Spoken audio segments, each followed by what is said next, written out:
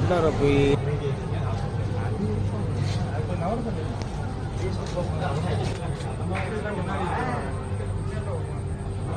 இதே போன்ற உண்மையான சந்தோஷம் நாம் எல்லாம் ஜன்னத்தில் ஃபிர்தௌஸில் எவ்வாறு இருக்க வேண்டும் என்ற ஒரு எண்ணம் நம்முடைய உள்ளத்தில் இருக்க வேண்டும்.